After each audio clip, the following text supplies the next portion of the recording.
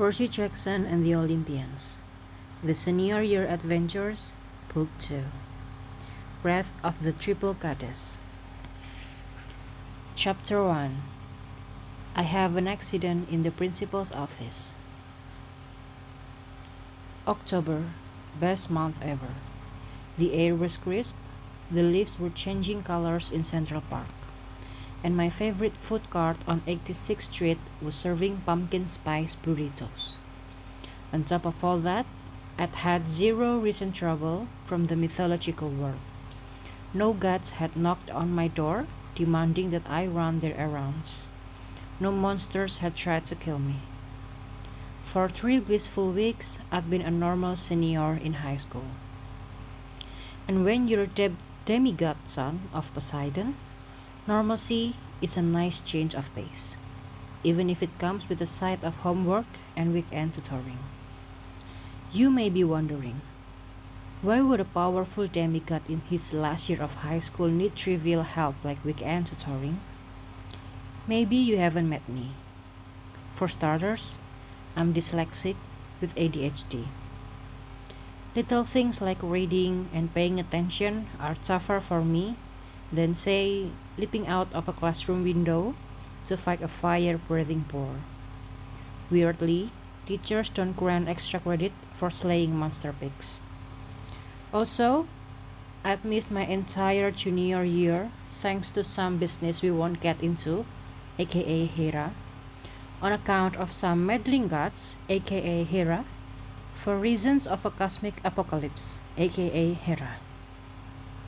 So there I was, at alternative high school, the only place that would let me complete a diploma in time to attend college with my girlfriend. In order to make up for all the credits I'd missed through no fault of my own, aka Hera, I had to take weekend courses. On Saturdays, I had a dual credit Spanish class with Dr. Hernandez at Borough of Manhattan Community College. Sundays, I took an online chemistry class.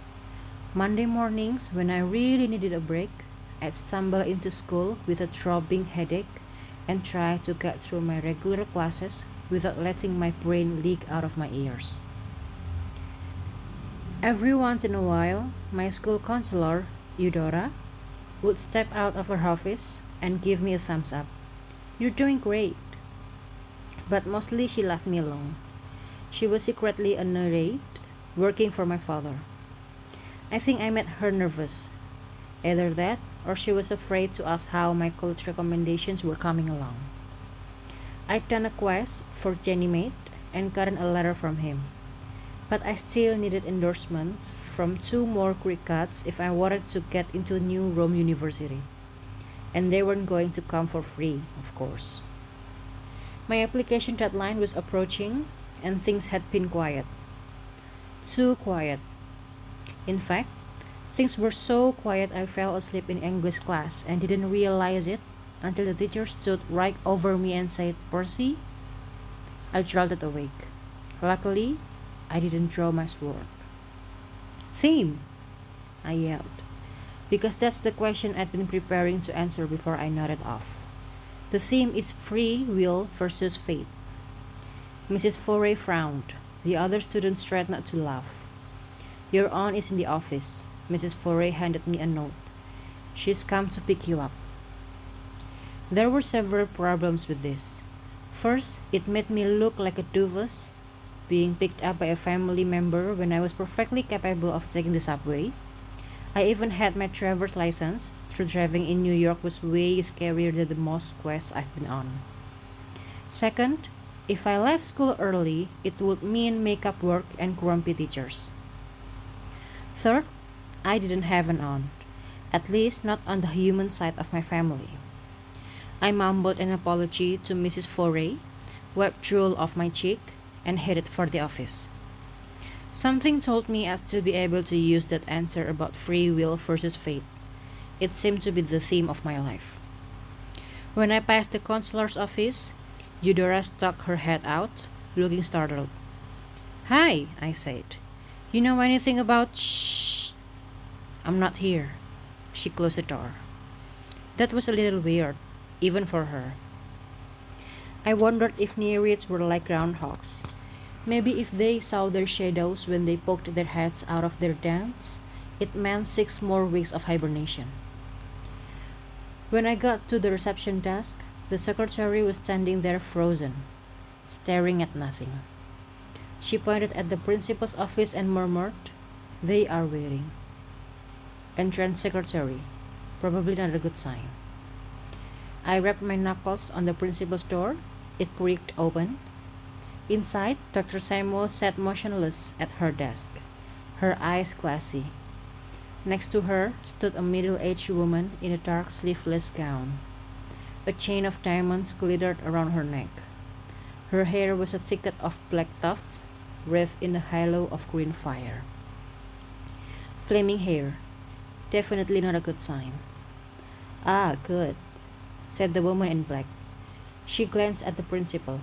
"You may leave us now." Dr. Samuels rose and wandered off, closing the door behind her.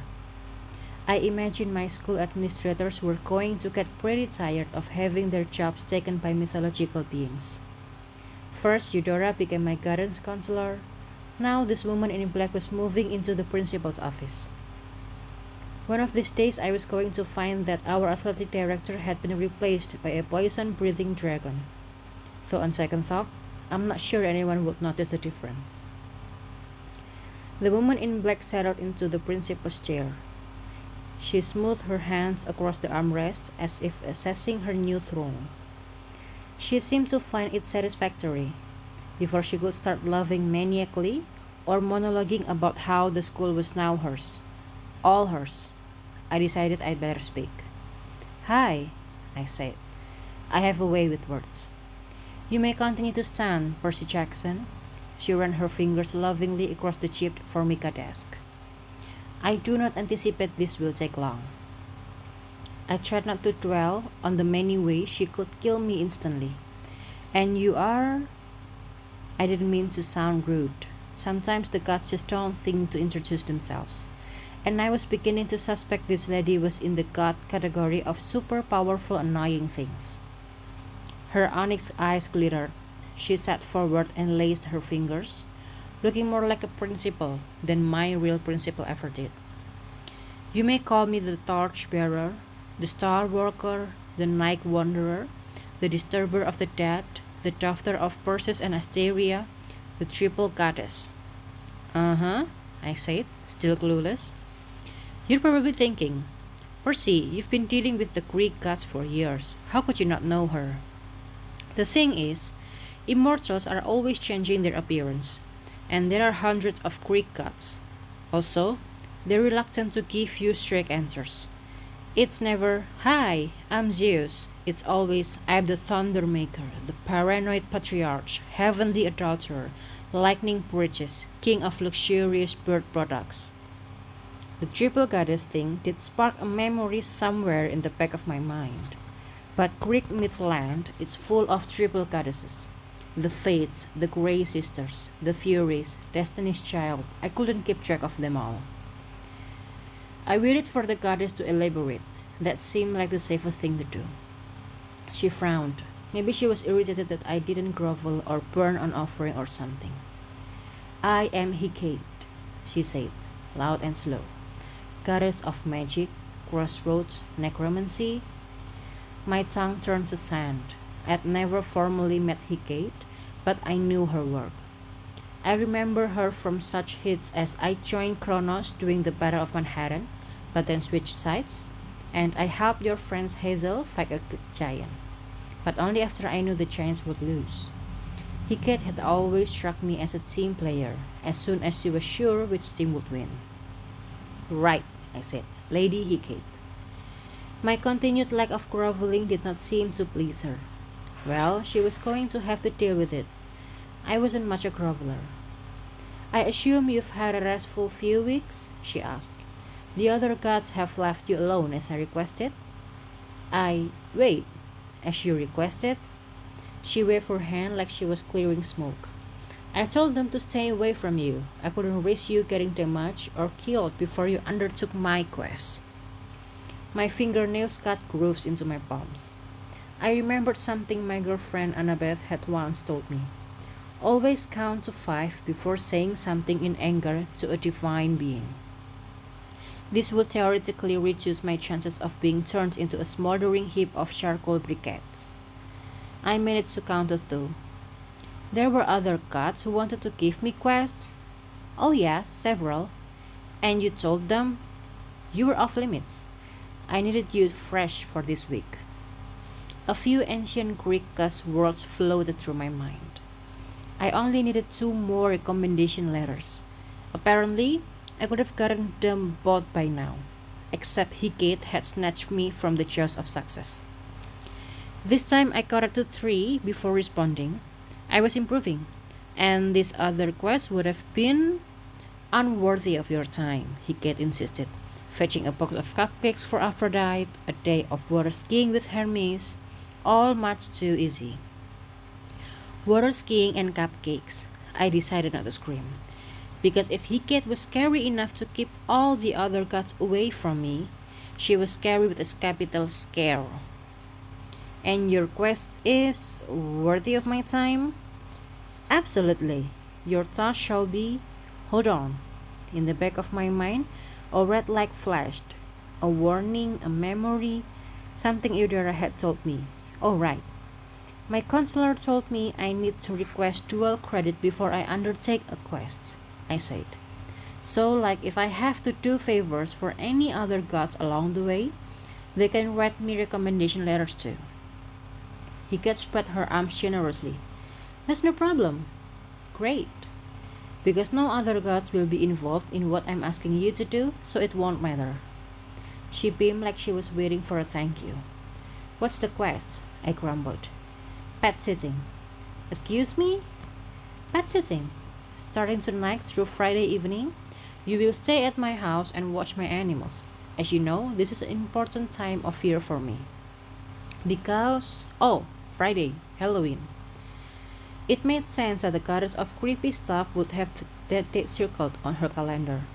The only problem was, my friends and I already had plans for Friday. Alas, Hecate sighed, my sacred days used to happen at the end of every month. I would travel the world collecting gifts that my worshippers left for me on their doorsteps. Over the past few centuries, the offerings have been slim. But at the end of the October, people still remember me, so I must travel the world and make my presence known. While I'm gone, you must watch my hellhound and polecat. There was a lot to unpack in that statement. My big takeaway was that Hecate was going trick-or-treating. She seemed to believe that Halloween had been created just for her. On the one hand, that was some god-level narcissism. On the other hand, who was I to stand between a goddess and her Tootsie Rolls? So these pets, I said. I know a little about hellhounds. But polecats? Do they eat polecat chow? Anything I should know? Hecate chuckled. Many things, but we'll go over that later.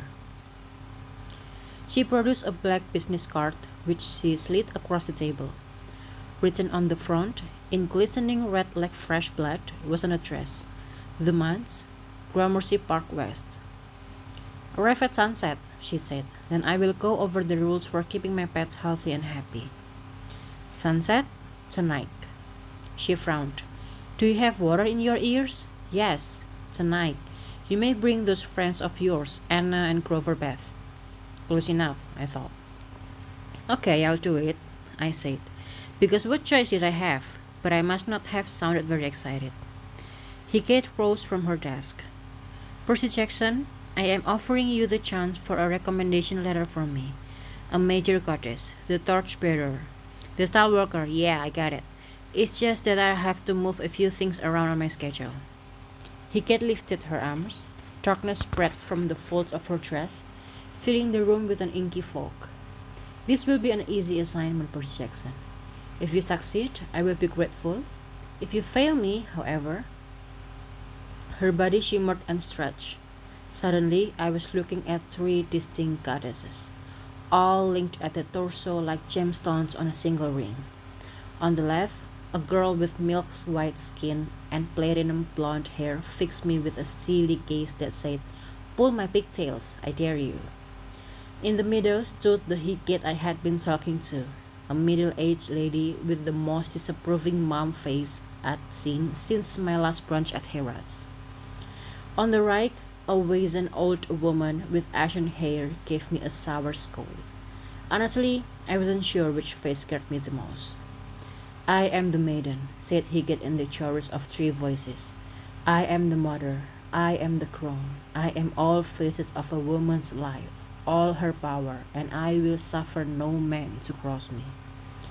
A tremor went through my body. My legs shook. But she wasn't done with me yet. She changed again. Her three faces became animal heads. On the left, a palomino horse who whined angrily. In the middle, a lioness snarled and bared her fangs. On the right, a hound growled and slavered, its eyes ablaze. I am the horse that runs strong and fearless, she said, her voice unchanged. I am the lion that prowls stealthy and patient. I am the hound that stands guard, loyal and fierce. I am goddess of the crossroads where all possibilities intersect. I devour those who waver before me. My body felt flushed, warm, damp, and unpleasant. My gut seemed to dissolve into my jeans. Finally, the room cleared of darkness. Before me stood Hickett in a single form, the way she'd been at the beginning. She gave me a tight smile, probably because she could see that she had made her point. See you tonight then, she said. Ciao. In a burst of green fire, she disappeared, leaving nothing behind but the smell of burning animal hair. I stared at Dr. Samuel's education degrees framed on the wall. When I felt like my legs could move again, I wobbled out of the office. I needed to finish my school day. I needed to contact Annabeth and Grover. But first, I needed to go to my gym locker and change my undershorts.